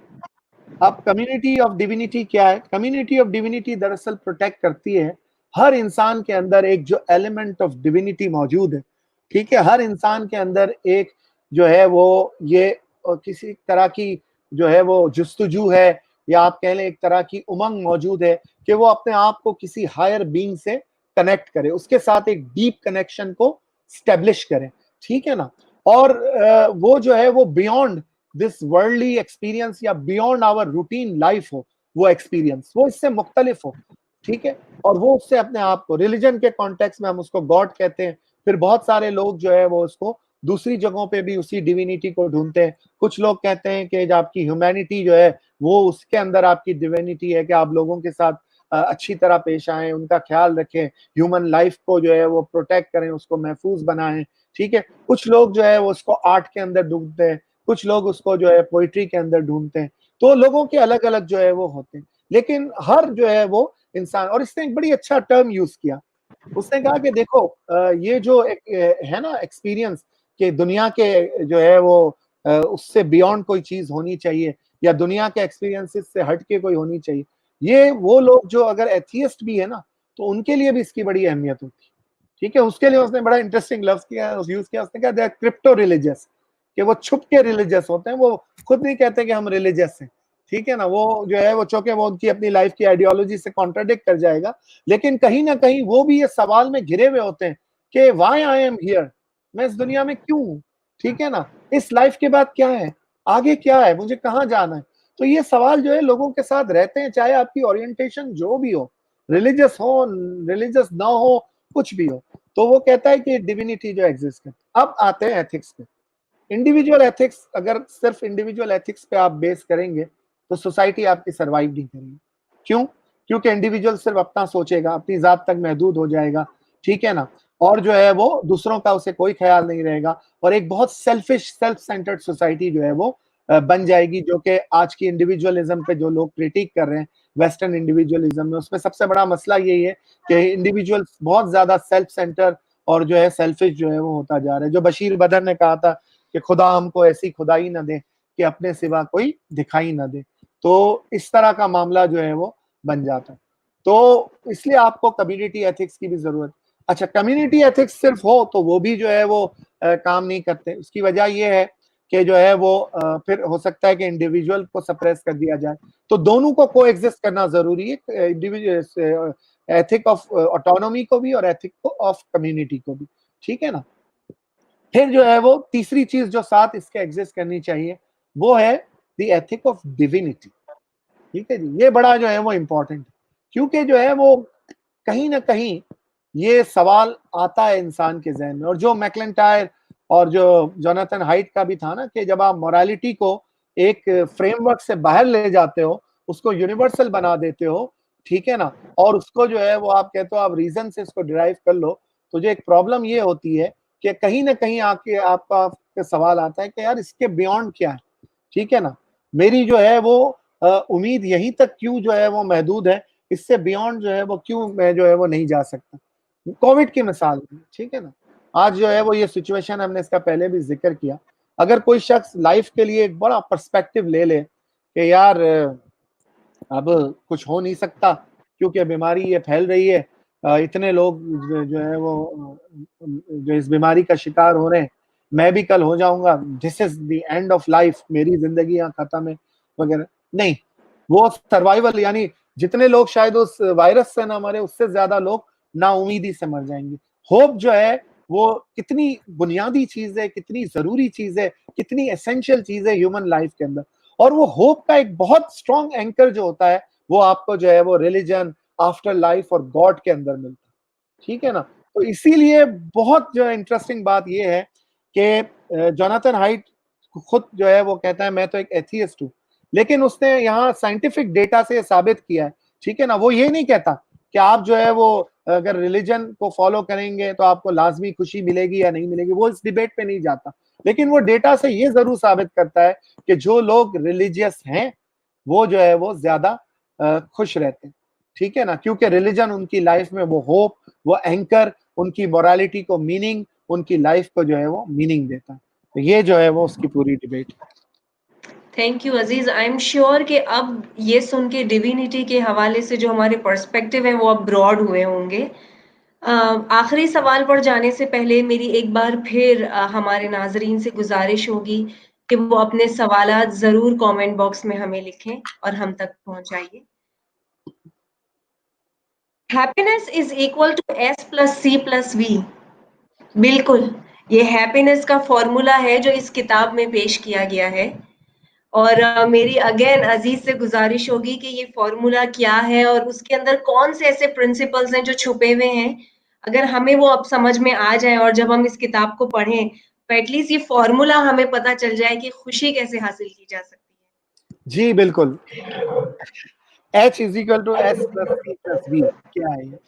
H हैप्पीनेस है, ठीक है ना, S plus C plus V। S जो है वो हैप्पीनेस सेट पॉइंट है, ठीक है। C जो है वो कंडीशन ऑफ योर लाइफ है, और V वॉलेंट्री एक्शन है। अब मैं तीनों को बहुत क्विकली एक्सप्लेन करता हूँ कि हमारे पास टाइम नहीं है, हमें क्वेश्चन आंसर की तरफ जाना है। तो सबसे पहले जो है वो जैसे मैंने बात की, सेट पॉइंट जो है हैप्पीनेस का वो ये है कि जो आपके, हमने पहले बात की थी कि जो आपकी हैप्पीनेस बेस लाइन है, ठीक है ना, जो आपका बेसिक लेवल ऑफ हैप्पीनेस है, ये आपका जो है वो हैप्पीनेस सेट पॉइंट है, जो कि जेनेटिक है, हेरिडिटरी है और जो है वो आपकी लाइफ के अंदर जो है वो ये इस तरह एग्जिस्ट करता है। लेकिन जो है वो इसके ऊपर आप कुछ चीज़ों को ऐड कर सकते हैं, जोनाथन हाइट का यही कहना है। और उसके अंदर एक चीज़ जो आप ऐड कर सकते हैं वो सी, यानी कंडीशन ऑफ योर लाइफ है। और कंडीशन ऑफ योर लाइफ जो है उसको जो है वो आप एक तरह से जो है वो इन्फ्लुएंस कर सकते हैं, अपनी कंडीशंस को ग्रेजुअली तब्दील कर सकते हैं, उसको बेहतरी की तरफ जो है वो ले जा सकते हैं। और इस हवाले से उसने कुछ ऐसी चीज़ें भी बताई है जो आपकी लाइफ के अंदर, अगर आपकी लाइफ की कंडीशन या सिचुएशन के अंदर एग्जिस्ट करती है, सी के अंदर एग्जिस्ट करती है, तो वो आपकी लाइफ को हैप्पीनेस से दूर ले जा सकती है। उसके अंदर एक बड़ी इंटरेस्टिंग चीज़ जो जिसकी उसने बात की, वो उसने कहा नॉइस, शोर, ये नॉइस पोल्यूशन जो है। और उसने कई रिसर्चेस जो है वो उसका डेटा शेयर किया है कि जब लोगों को नॉइस या नॉइस पोल्यूशन से दूर ले जाया गया, तो उनकी सैटिस्फैक्शन, उनकी हैप्पीनेस, उसका लेवल जो है वो बढ़ा है, ठीक है ना? और अगर लोग मुस्तकिल इन चीज़ों से दूर रहते हैं, तो फिर उनका जो है वो मुस्तकिल वो लेवल जो है वो बढ़ता रहता है। दूसरी चीज़ जिसका उसने ज़िक्र किया, ये हमारे अर्बन कॉन्टेक्स्ट में बहुत ज़्यादा होता है, वो है कम्यूटिंग टाइम, कम्यूट करने का टाइम, एक जगह से दूसरी जगह जाने का टाइम। अच्छा, ये लोग जो स्पेशली अपनी जॉब्स वगैरह के लिए लंबा ट्रैवल करते हैं या किसी और हवाले से लंबे ट्रैवल करते हैं, ठीक है ना? उनके लिए ये जो है ना बाज़ औक़ात ये बड़ी फ्रस्ट्रेटिंग एक्सपीरियंस होता है। क्योंकि जो है वो ज़ाहिर है आप एक तो गाड़ी चला रहे हैं, ट्रैफिक का शोर है, ठीक है ना? और आप अपने आप को ना एक तरह का स्टक फ़ील करते हैं कि यार मैं फँस गया हूँ यहाँ पे। ना मैं आगे जा सकती हूँ, ना मैं पीछे आ सकती हूँ, ना मैं दाएँ, ना मैं बाएँ। तो आपको ऐसा लगता है कि यार मैं किस हालत या किस कैफ़ियत के अंदर आया हूँ, ठीक है? तो वो कहता है ये कम्यूट टाइम जो है ना, ये भी बड़ा लोगों की, और ये अच्छा ये बातें वो ऐसा नहीं है कि किसी आर्टिकल से पढ़ के या किसी इंडिविजुअल की राय की बुनियाद पे वो ये बातें कर रहे हैं। ये सारी बातों पे उन्होंने जो है वो डेटा हमें दिया हुआ है, ठीक है ना? हर जो है वो टॉपिक या पॉइंट जो वो रेज़ कर रहे हैं, उसके साथ वो किसी न किसी जो है वो रिसर्च को रेफर कर रहे हैं या एक से ज़ायद रिसर्चेस को रेफर कर रहे हैं कि इन रिसर्चेस, और वो रिसर्चेस भी ऐसी नहीं है कि जो है वो 1 हफ्ते के अंदर हो गई। लॉन्गिट्यूडनल रिसर्चेस हैं। 3-3 साल बाद भी जाके लोगों से फीडबैक लिया गया है एंड ऑल दैट। तो उसकी बुनियाद पे, और इसलिए मैंने कहा कि इस बुक के अंदर जो एक बहुत अच्छी बात है कि जो बात कही जा रही है वो on the basis of data कही जा रही है। और नॉलेज के साथ इससे बड़ी कोई सिंसियरिटी नहीं होगी कि आप जो है वो डेटा की बेस पे बात करें रादर। तीसरी चीज़ वो कहते हैं लैक ऑफ कंट्रोल। जब लोगों को ये महसूस होना कि यार हमारा अपनी ज़िंदगी पे कोई कंट्रोल नहीं है, कोई इख्तियार नहीं, ज़िंदगी किस सिमत में जा रही है पता ही नहीं चल रहा। लोग समझते हैं मैं बहुत कामयाब हूँ, बहुत सक्सेसफुल हूँ, बहुत खुश हूँ, लेकिन मेरी एक मैकेनिकल लाइफ़ है, मैं एक रोबोट की तरह जो है अपनी ज़िंदगी गुज़ार रहा हूँ। ये एहसास जो है ना लोगों को बड़ा अंदर से जो है वो नाखुश करता है। उसका कहना ये है कि you should try to gradually acquire control of your life but not control of the elephant, ठीक है ना? यानी इन अदर वर्ड्स, जो कंट्रोल ज़िंदगी में हो सकता है उसे कंट्रोल करने की कोशिश करें, जो कंट्रोल नहीं हो सकता उसको कंट्रोल करने की कोशिश ना करें। फिर एक और चीज़ जिसका आई थिंक उसने ज़िक्र किया है, जो आपकी इस अनहैप्पीनेस को या आपकी जो है वो उसको बढ़ाता है, बड़ा ये हसास मामला है, वो है शेम। वो कहता है कि लोग जो है ना वो उनको उनकी जिस्म की बुनियाद पे या उनके रंग की बुनियाद पे या उनके कभी-कभी उनके शौक और ज़ौक की बुनियाद पे उनको जो है ना बड़ा लोग शर्मिंदा करते हैं, ठीक है ना? अब अगर कोई शख्स ओबेसिटी का शिकार है, मोटापे का शिकार है, तो ठीक है ये एक मेडिकल प्रॉब्लम अपनी जगह है। लेकिन ये वजह तो नहीं है ना कि हम उसको सोशली जो है वो उसको हर जगह एम्बैरेस करें, उसकी जो है वो उसको मज़ाक का निशाना बनाएँ या उसका जो है वो उसको हैरेस करना शुरू कर दें। जो है वो उसको ये एहसास दिलाएँ कि वो बहुत कमतर है, या किसी का रंग अगर जो है वो गहरा है, डार्क है, तो हम उसके डार्क कॉम्प्लेक्शन को लेकर उसको जो है वो वजह बना लें कि हम जो है उसका जो है वो मज़ाक उड़ाएँ। दिस इज़ नॉट जो है वो फेयर एट ऑल। तो वो कहता है ये जो शेमिंग प्रोसेस है ना, इससे भी आपको अपने आप को बचाना चाहिए, आपको जो है वो अपने आप को प्रोटेक्ट करना चाहिए। तो ये जो है वो सी के हवाले से था कंडीशन। अब आखिरी चीज़ और फिर मैं अपनी गुफ्तगू को तमाम करता हूँ। जोनाथन हाइट का कहना है वॉलंटरी एंगेजमेंट, ये एक बड़ा जो है ना इंटरेस्टिंग कॉन्सेप्ट है, और उसमें वो एक हंगेरियन जो है वो साइकोलॉजिस्ट की रिसर्च और उसकी ऑब्जर्वेशन का रेफरेंस देता है, और वो कहता है कि जो है वो एंजॉयमेंट जो है वो आपको ग्रेजुअली लीड करती है टुवर्ड्स हैप्पीनेस, ठीक है ना। तो वो कहता है कि एंजॉयमेंट जो है वो दो तरीके की होती है, एक तो फिजिकल एंजॉयमेंट है, ठीक है ना, कि फिजिकल चीजों से आपको एंजॉयमेंट मिल जाती है, आपने कभी अच्छी शॉपिंग कर ली, आप खुश हो गए, ठीक है ना, लेकिन वो खुशी कुछ दिनों बाद खत्म हो जाती है। आपने कभी कोई अच्छा खाना दोस्तों के साथ खा लिया, आपको बड़ी खुशी हुई, आपने बड़ा एन्जॉय किया, आपको वो शाम बड़ी अच्छी लगी या वो दिन बड़ा अच्छा लगा और काफ़ी दिनों के बाद, ठीक है? लेकिन कुछ दिनों बाद उसका भी जो है खत्म हो जाता है सब। उसने कहा एक और है एन्जॉयमेंट, वो क्या है? State of total immersion in a task that is challenging but yet matches your potential. यानी आप किसी ऐसे काम के अंदर बिल्कुल महू हो जाएँ, डूब जाएँ, उसके अंदर इमर्स हो जाएँ, ठीक है? कि जो है वो जो आपके लिए मुश्किल ज़रूर हो, चैलेंजिंग हो, लेकिन आपके अंदर उसको करने का पोटेंशियल हो, ठीक है ना? और उसके लिए एक लफ्ज़ उसने इस्तेमाल किया, उसने कहा फ्लो, ठीक है? एक और साइकोलॉजिस्ट की टर्म उसने यूज़ की फ्लो, और उसने कहा फ्लो का वर्ड उसने इसलिए यूज़ किया कि इट सीम्स एब्सोल्यूटली एफर्टलेस। जब वो बंदा वो काम कर रहा होता है, तो जो है वो आप जो वो हेडेगर की शायद एक एग्ज़ाम्पल थी ना, कि जब एक कारीगर हथौड़ा मार रहा होता है और उसको तो वो इतना एक हैबिचुअल हो जाता है, परफेक्ट हो जाता है कि एक पॉइंट पे जो उसका हाथ हैमर है, वो उसके हाथ का एक्सटेंशन आपको जो है वो लगने लगता है, ठीक है ना? तो जो है वो आप इतने ज़्यादा फ्लो में हैं कि ऐसा लग रहा है आप कोई एफर्ट ही नहीं लगा, ठीक है? अच्छा, कुछ लोग बहुत खुशकिस्मत होते हैं, जिनको अपने प्रोफ़ेशन में जो वो काम करते हैं ना, उसी में उनको ये जो है वो एक जिसको मैं कहता हूँ ना फ्लो मिल जाता है, एक जो है वो इमर्स हो जाते हैं उसके अंदर। फैज़ की एक बड़ी मशहूर नज़म है, कुछ इश्क किया, कुछ काम किया, वो लोग बड़े खुशकिस्मत थे, जो है वो काम को इश्क समझते थे, वगैरह-वगैरह, ठीक है? और उसके अंदर पूरी उस नज़म के अंदर डिबेट यही है कि जो है वो लोग असल में खुशकिस्मत होते हैं जिनके लिए इश्क और काम जो है वो दोनों एक ही हो जाए, वरना बकौल फैज़ के हमारे जैसे लोग दोनों को अधूरा छोड़ देते।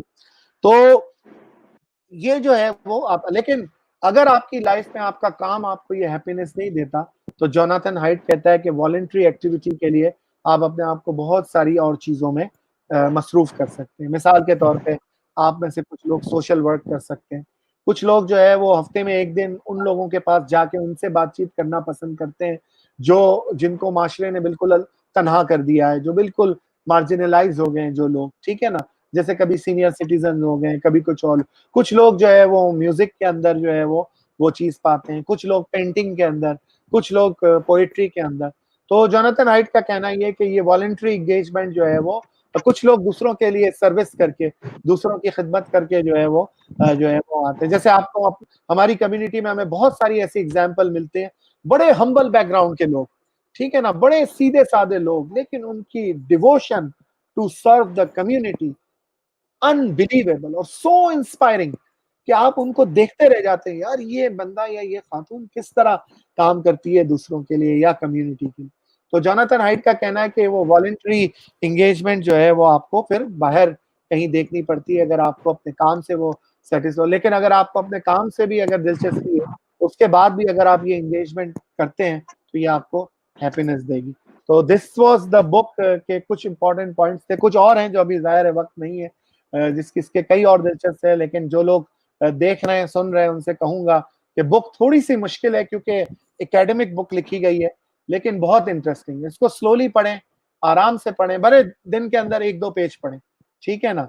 और जो है लेकिन इसको इंटरनलाइज़ करें, इसको अंडरस्टैंड करें, इसको जो है वो एन्जॉय करें, और the book itself will become a source of happiness for you, क्योंकि आपको पता चलेगा कि बहुत सारी चीज़ें जो आप कर रहे हैं अपनी लाइफ़ के अंदर, या जो आप एज़ अ कम्युनिटी कर रहे हैं या जो आप एज़ एन इंडिविजुअल कर रहे हैं, वही चीज़ें आज मॉडर्न साइंस कहती है कि एक खुशहाल इंसानी ज़िंदगी के लिए ज़रूरी है। Thank you very much Asmita. Thank you so much, Aziz. It was really, really clear with examples, extremely beautiful, fascinating. बहुत मज़ा आया. Um, अब हम जो है वो इस बुक रिव्यू का इख्तिताम करते हैं और मेरा ख़्याल है कि इस बुक रिव्यू ने हम तमाम को इंस्पायर किया होगा कि हम इस किताब को ना सिर्फ़ पढ़ें, बल्कि इसमें दिए गए जो आइडियाज़ हैं, उनके साथ एंगेज हों। क्योंकि खुशी कोई चीज़ नहीं है जिसे हम ढूँढ के हासिल कर लें, बल्कि खुशी का ताल्लुक हमारी ज़िंदगी की बेस्ट कंडीशंस, राइट कंडीशंस के साथ है, यानी मुनासिब हालात के साथ। और ये राइट कंडीशंस राइट रिश्तों में पैदा की जा सकती हैं। हमारा रिश्ता दूसरों के साथ, हमारा रिश्ता हमारे काम के साथ, हमारा रिश्ता हमारे अपने आप के साथ और सबसे बढ़कर हमारा रिश्ता डिवाइन के साथ। एक मौके पे ये किताब कहती है कि at any rate happiness has to be emerged, has to be dissolved in something complete and great.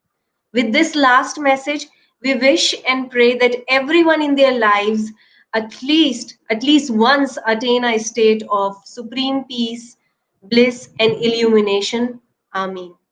Thank you once again. अब हम जो है वो इस बुक रिव्यू के क्वेश्चन आंसर के सेशन की तरफ चलते हैं and it is extremely fascinating to see such an overwhelming comments and questions. आपकी जो कीमती राय है हमने पढ़ी है, हाँ, और आपके कीमती क्वेश्चंस को भी हम पढ़ रहे हैं और हम इसके बहुत ज्यादा शुक्रगुजार हैं. सबसे पहला सवाल अजीज हमारे पास जो है वो आया है मिस्टर फतेह अली गुलानी की तरफ से और वो कहते हैं कि can we say that the focus of this book is on harmony. To what extent does Jonathan Haidt explores the concept of harmony with respect to our meaning of life and achieving true happiness?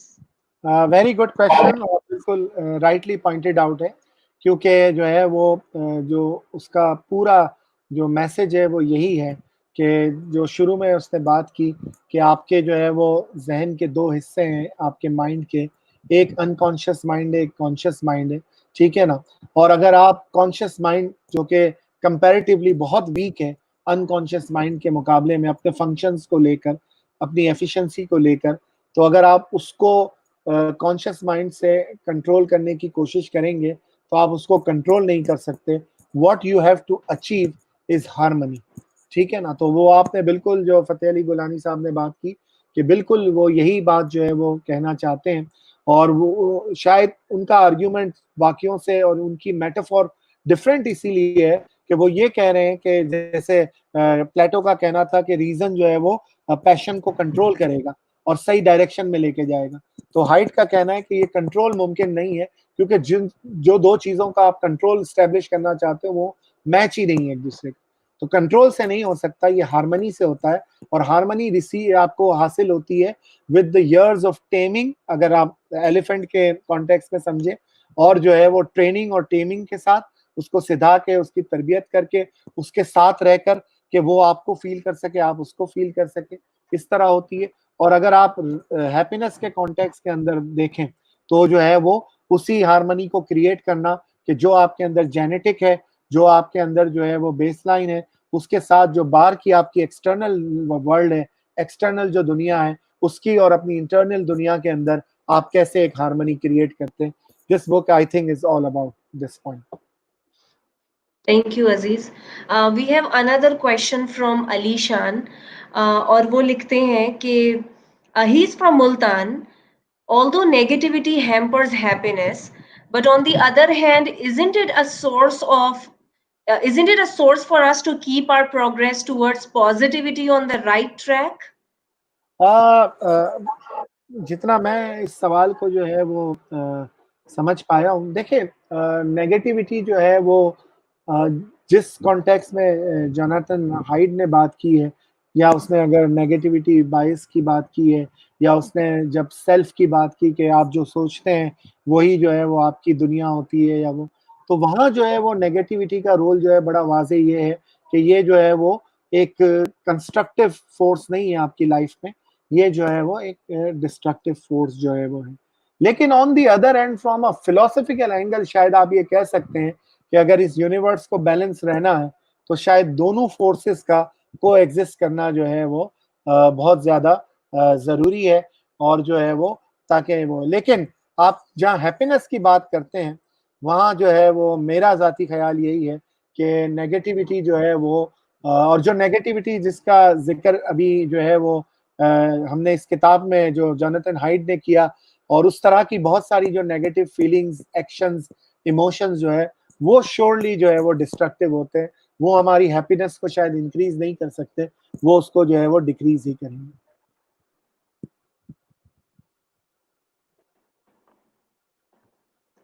So we have one more interesting question from Nafisa from Karachi, और ये पूछ रही हैं कि could you elaborate virtue in terms of the holistic approach mentioned by the author? हाँ, देखें, author ने virtue को दो तरीकों से लिया है। एक तो उसने बात की है कि वर्च्यू से मुराद ये नहीं है कि आप सर्टन एक्शंस करें और सर्टन ना करें, ठीक है ना, कि जो है वो आप ये करें आप वो ना करें, ये मकसद नहीं है। आप जो है वो, जैसे उसने उसकी एग्जांपल दी एरिस्टोटल की, कि एरिस्टोटल ने आपको ये नहीं कहा था कि आप वाइन ना पिए या फला काम ना करें या ये ना करें। वर्च्यू ये नहीं था। वर्च्यू जो एरिस्टोटलियन वर्च्यू को जब उसने लिया है तो वो कहता है वो एक्सेलेंस है, यानी जो काम आप करते हैं, ठीक है ना, वो काम आप एहसन तरीके से करें, लेकिन जो है वो काम आप जो है वो, चूंकि वर्च्यू इज अबाउट मोरालिटी, ठीक है ना, तो वो काम आप एक मॉरल फ्रेमवर्क के अंदर रहते हुए उसको जितने एहसन तरीके से कर सकते हैं वो जो है आप एहसन तरीके, क्योंकि जो है वो एक मिसाल भी उसने दी कि नाइफ जो है वो उसके नजदीक एक्सेलेंस क्या है कि वो बेहतरीन जो है वो उसको काट सके, लेकिन वर्च्यू जो है वो मॉरल कॉन्टेक्स्ट के अंदर है। तो वहां पे जो है वो your soul is in conformity with excellence, ठीक है ना, तो वो चीज होती है कि आप जो है वो हर काम को to the best of your ability सबसे ज्यादा बेहतर तरीके से करना चाहते। दूसरा पॉइंट जिसकी उसने बात की वो ये थी कि वर्च्यू जो है वो आपकी प्रैक्टिकल लाइफ के अंदर होना चाहिए, should be part of your habit. जब वो बेंजामिन फ्रैंकलिन की एग्जांपल कोट करता है या वो मैकलेंटायर को कोट करता है आफ्टर वर्च्यू उसकी किताब के हवाले से, तो उसका कहना यही है कि ये जो आपका प्रैक्टिकल वर्च्यू है, ठीक है ना, अपनी लाइफ में उसको प्रैक्टिस करना, क्योंकि बेंजामिन फ्रैंकलिन ने किया था, कुछ 12 वर्च्यूज थे जो उसने ग्रेजुअली अपने अंदर एक्वायर किए थे कि मैं पहले इसको अपनी हैबिट बनाऊंगा, फिर इसको, फिर इसको, फिर इसको, फिर इसको अपनी हैबिट बनाऊंगा।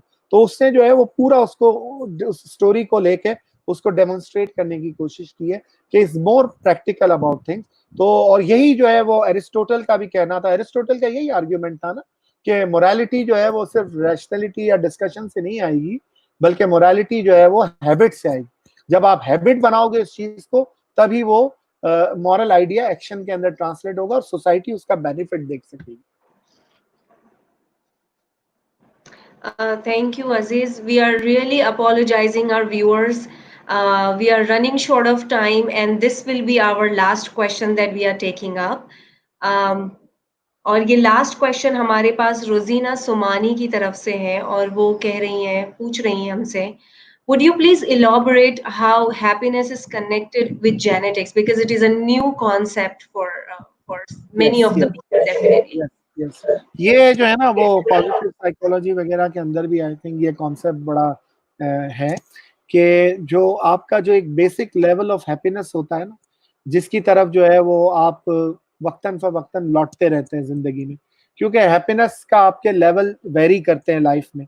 जब आपकी लाइफ जो है वो बहुत अच्छी जा रही होती है, सक्सेसफुल जा रही होती है, तो आपका हैप्पीनेस लेवल ऊपर जाता है।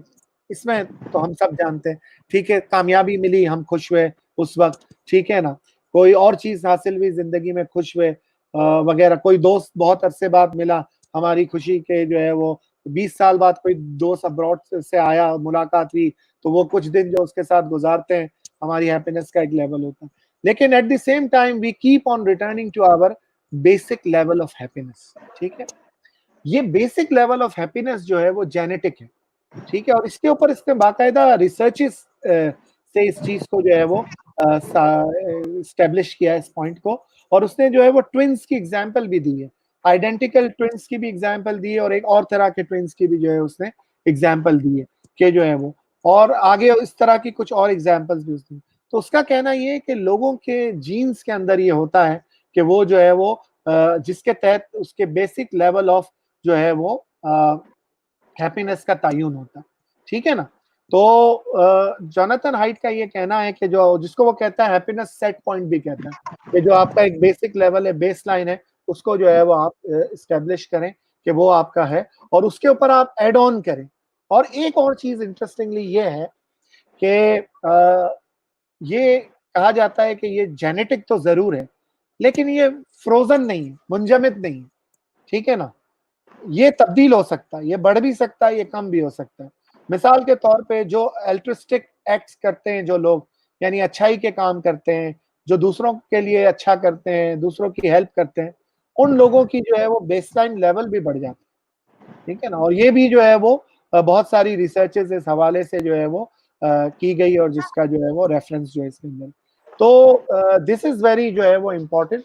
और मैं आप लोगों को एक और बात बताऊँ कि जो है वो happinesshypothesis.com एक वेबसाइट है, जहाँ इस किताब के सारे चैप्टर्स अवेलेबल हैं, आप जाके चैप्टर्स पढ़ सकते हैं और वहाँ पे आप अपने लेवल ऑफ हैप्पीनेस को जो है वो मेजर भी कर सकते हैं कि आपकी लेवल ऑफ हैप्पीनेस क्या है एंड ऑल दैट, ठीक है ना? तो अगर आपको मौका मिलता है और अगर आप इसके बारे में, जैसे रोज़ीना का सवाल था, वो मज़ीद पढ़ना चाहती हैं, तो इनका ये जो चैप्टर है, वो उस चैप्टर को वो देख सकती हैं। इसके अंदर उसने बहुत सारी रिसर्चेज़ से, साइंटिफिक रिसर्च से, जो न्यूरो साइंटिस्ट या साइकोलॉजिस्ट ने की उन रिसर्चेज़ से या सोशल साइंटिस्ट की रिसर्चेज़ से उसने इन सारे पॉइंट्स को जो है एस्टैब्लिश किया है जोनाथन हाइड ने। Do we have any more questions or are we done? बताइए। We have millions of questions, Aziz, but we are stopping here, unfortunately. और इसी के साथ हम अपने डिस्कशन को यहाँ क्लोज करेंगे।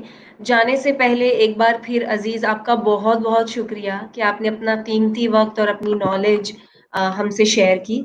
इसके अलावा मैं बहुत ज़्यादा शुक्रगुजार हूँ हमारे नाजरीन का, जिन्होंने ना सिर्फ हमें ज्वाइन किया बल्कि बहुत ही एक्टिवली पार्टिसिपेट किया।